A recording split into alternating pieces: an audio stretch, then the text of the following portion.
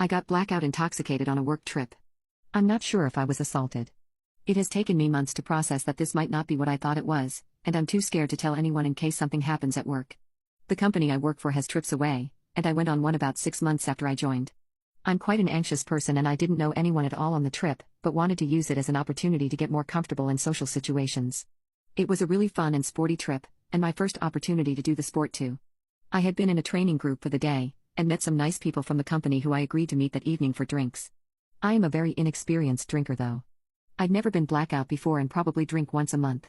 On the first evening everyone was drinking at the free hotel bar, before heading out on the town for the evening. I had met up with the training group, which included a guy I had been getting on well with that day. I wanted to do away with my social anxiety and get involved, so I had a drink at the hotel bar, a drink when we got out but I don't remember anything after that at all. When I woke up the next day I was in my dorm, we were in same gender rooms, dressed and not knowing how I got there.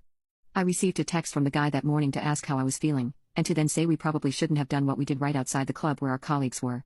My heart dropped because I didn't remember anything, and having never really been drinking, I've never flirted with someone, let alone worse on a night out with friends.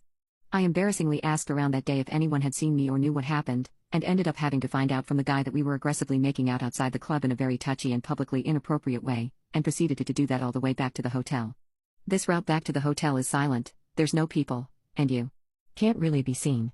I don't know what happened here, but I know it took us longer to get back than it should have. When getting into the hotel, 2 women from the company were smoking outside and took me from him, took me to my room and made sure I was okay. They told me the next day they didn't trust him and I wasn't sure what this meant because everyone seemed to really like this guy. The trip ended, so I assumed I had just been getting out of my comfort zone, and was embarrassed to have done this in proximity to my colleagues. I told my home friends, and they were proud of me to have finally caught up with them, and I just told them I was very intoxicated. A few months ago, I saw him for the first time since at another work event. He stayed around me most of the night and at the end, when people had started to filter, he tried to kiss me. I said I was now dating someone, but he wouldn't stop and I was confused. When we were back at the hotel, he made an excuse to go to my room and he tried to do more at that stage. I started to rethink after this, given that I've never got with someone on a night out and still don't have the desire to. I would never ever do something like this around my work or colleagues. I don't think the guy was being malicious, and at one point it seemed he wanted to see me outside of work, though after the most previous time I saw him I figured this was for intimacy. I was also still able to stand up straight so I could completely understand him not knowing I had almost no consciousness whatsoever. I'm not blaming him for not knowing what I would or wouldn't have done whilst intoxicated. Ultimately, I was single and maybe appeared in control of myself. But I can't talk to anyone at work about this because I don't want anything to happen to him. I saw him 2 weeks ago at another work event, and I stayed completely away from him. He texted me at 3 a.m. and wanted to come to my hotel. When I declined, he said he wanted to pay for my Uber to his hotel. I have tried to process this a number of times, but having blacked out previous experiences of assault, it became quite harrowing to keep trying to remember what happened.